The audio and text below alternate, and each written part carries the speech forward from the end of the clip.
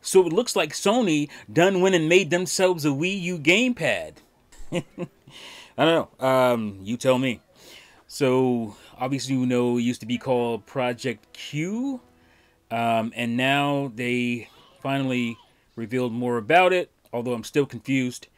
It is the PlayStation Portal, which is a travesty because obviously the abbreviation or the acronym for that is going to be PSP. This is the PSP, and that thing has nothing on this. Obviously, the PSP is a portable handheld device that is a standalone gaming system, and the PS Portal is not that. It just basically allows remote play. I'm still confused on what the range of that is. Is like, is it outside the house? Because I've seen reports both ways where yes, you can go outside the house and use it through Wi-Fi, but I've seen situations where you can't. So I don't currently know yet. It's obviously $200, so it's a okay price.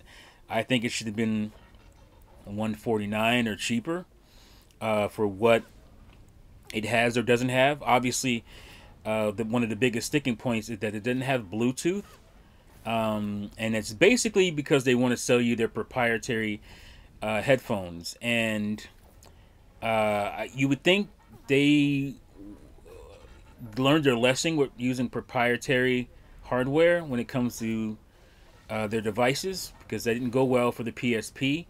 It went okay. Obviously, the PSP sold 80 million or so units, and the software was the issue as far as how it sold. Wasn't It didn't sell relative to its install base, and that's because a lot of people were hacking the thing. And I think some of that had to do with the fact that they had these proprietary memory cards. The memory stick duo, I think they're called, instead of just using an SD card or whatever at the time. So you get to the Vita, and that's again the situation. They guessed that they thought they can get away with it, and they clearly could not. It is something that really hurt the Vita, especially because the memory cards are so expensive for the Vita. Those proprietary memory cards are so expensive. So basically, they're trying to make you buy something else. They're taking their niche audience and just doing them wrong. Having them purchase something extra for the device they're already spending $200 on. So you have headphones that are, I think, $150, if I'm not mistaken. So there you go. If you want wireless headphones for your PlayStation Portal, you have to pay $150 for their proprietary headphones, which already puts it up to $350. Incredible. Terrible decision. I don't think we know anything about the battery life on it. You would think it would be somewhat high, but you don't know because the DualShock 5, or what is it called? DualSense 5 has a notoriously bad battery life. And that's been the case for most Sony's controllers, starting, I think, with the PlayStation 3. The battery life hasn't been great. So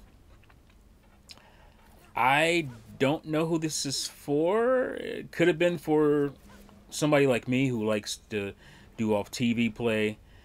We did that pretty well with this little device here called the Wii U gamepad. And I compare it to that because obviously it's not a Wii U gamepad. At this point, they don't have that kind of connection where you basically need this to navigate, and the games really integrated the second screen on the gamepad. So that's not the case with the PS Portal. Almost said PSP. PlayStation Portal. That's not the case. You're basically streaming your PlayStation 5 system to this portable device. And it's cool. Basically, it's for off TV play. Basically, that's what it's for. And I love off TV play. I loved it on Wii U because it was already in the box. having to pay extra $200 for off TV play. And then you don't have to buy the wireless headphones, but a lot of people don't want that wire dangling from their system as they're playing. It's a little annoying. You have to pay extra for that, so that's kind of nonsense. Yeah, I don't know who this is for. I'm sure it's gonna sell to some extent. It's not. I don't think it's gonna be a great seller, but maybe it'll sell enough to where it's justifiable as a device for Sony. But it could have been so much more. You know, it didn't need to be crazy much more. Like, I've seen people say, "Oh man, if they could just like make some games integrate the PlayStation Portal, you know, to use," and I'm like a Wii U. Like, oh, so now people want the Wii U. It's kind of funny because it has a PlayStation logo on it, and that's why I talk about. You know, I think I made a comment on Twitter about Sony, and I obviously the name of this video as well. It's not. I'm not saying it's a Wii U. I'm making fun of the fact that it's not a Wii U, and clearly some fans kind of want that. They want more justification for this device, and other than just off TV play, and so they want games to integrate that second screen in a cool way. And I don't think that's ever going to happen. Maybe it will. I don't know. I doubt it. I doubt companies are going to develop something specifically for this thing because it's not going to sell very well.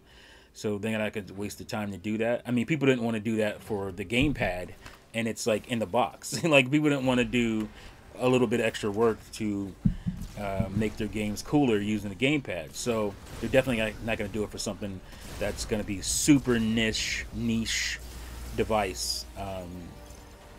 And I don't know. Maybe they should have done that. Maybe Sony should have dropped the system, dropped some kind of software that actually did that, that actually justified a use outside of off TV play, and that would have been cool. Like, that would have been a cool idea.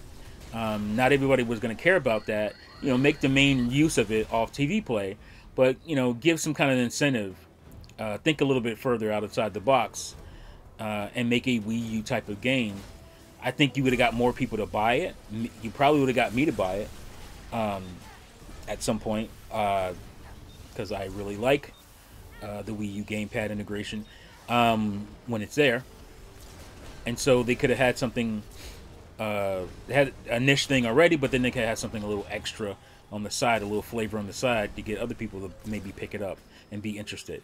And maybe then you'd get developers to actually care and maybe also try to do things. Or maybe you could have went to developers and say, hey, can you make a game or make some kind of feature for your game for this device? It could just be, you know, a one-time thing. Maybe they'll do it for more things when they see, or if they see it sells better. But I don't understand the point of this thing.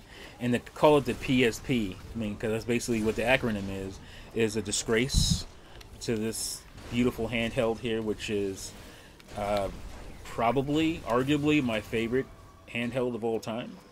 Because I was on this way more than I was on DS back in the day.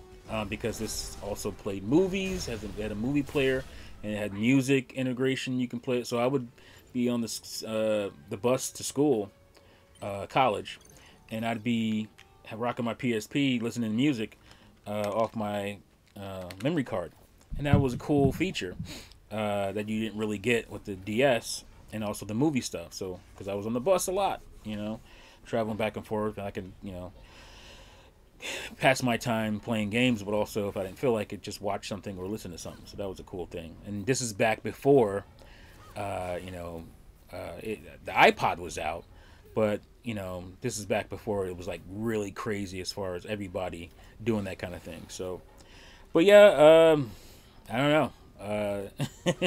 PlayStation Portal, is this something that you're interested in? At this point, I'm really not. Not to mention the fact that it's ugly. It just looks like, you know, somebody cut a DualSense 5 in half and stuck it on the sides of a tablet, a 7-inch tablet or something. And it just didn't like they put a lot into the design of the thing to make it look good. But it is what it is. Let me know what you guys think in the comments below. Thank you for watching as always, and I'll see you fools next time. Peace out.